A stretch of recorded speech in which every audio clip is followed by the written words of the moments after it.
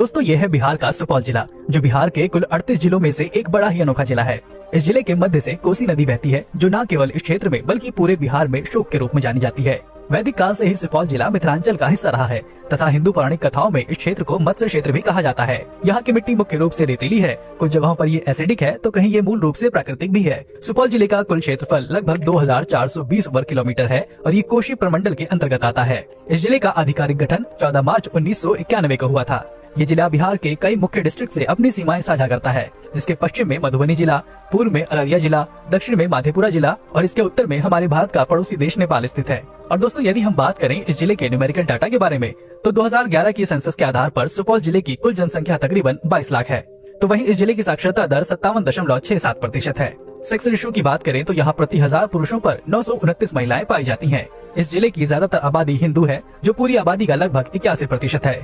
इसके अलावा मुस्लिम, ईसाई, सिख, बौद्ध और अन्य धर्मों के लोग भी यहाँ मिलजुल कर निवास करते हैं। यदि आपको बिहार की सड़कों पर चलते हुए ज्यादातर BR50 नंबर प्लेट वाली गाड़ियाँ दिख जाएं, तो समझ जाइए कि आप सुपौल जिले में दाखिल हो चुके हैं। वर्तमान समय में बिहार के इस जिले की ज्यादातर आबादी कृषि पर निर्भर करती है। यहाँ पर धान, गेहूँ, मक्का, मूंग, पटसन, केला आदि की पैदावार काफी अच्छी होती है। दोस्तों क्या आप जानते हैं कि विख्यात बॉलीवुड गायक उदित नारायण झा का ननिहाल भी इसी जिले में स्थित है, जो उनका जन्म स्थान भी कहा जाता है। इसके अलावा लोक गायिका शारदा सिन्हा एवं स्वर्गीय पंडित ललित नारायण मिश्र यहाँ के विशिष्ट व्यक्तित्व के रूप में मशहूर हैं। यहाँ की मुख्य भाषाओं की बात करें तो यहाँ हिंदी और मैथिली बोली जाती है।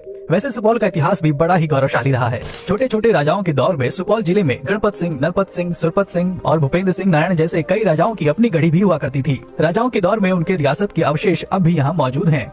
दोस्तों अगर आप घूमने फिरने के शौकीन हैं, तो बिहार में ये जिला आपका फेवरेट डेस्टिनेशन हो सकता है।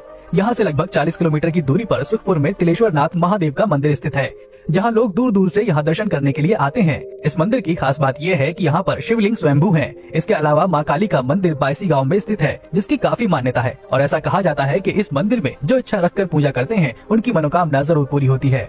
इसके अलावा बायसी गांव में ही बॉलीवुड के मशहूर प्लेबैक सिंगर उदित नारायण का जन्म भी हुआ था। कोसी नदी पर कोसी बैराज भी काफी सुंदर है, जो कि 1150 मीटर लंबा और 10 मीटर चौड़ा है और इसमें 56 गेट हैं। यहाँ का नजारा देखने लायक होता है। यहाँ पर ठंडी ठंडी हवाओं के साथ दूर दूर तक पानी को देखना अपने आप में ही अद्भुत लगता है। इसके अलावा अनूठी वास्तुकला के लिए गणपतगंज का विष्णु मंदिर पूरे देश में प्रसिद्ध है, जो कि चेन्नई के कांचीपुरम मंदिर की वास्तुकला से मेल खाता है। ये मंदिर भगवान विष्णु को समर्पित है, जो कि अपनी भव्यता के लिए पूरे विश्व में प्रसिद्ध है। इन तमाम जगहों के साथ ही कुछ और सुपौल के इलाके भी आपको खास आकर्षित करेंगे। तो अगर आप यहाँ घूमने का मन बना चुके हैं, तो आप यहाँ हवाई, रेल और सड़क तीनों मार्गों से पहुँच सकते हैं। राजविराज यहाँ का निकटतम हवाई अड्डा है, तो वहीं पटना और सहरसा से आपको आसानी से ट्रेन की सुविधा भी मिल जाएगी।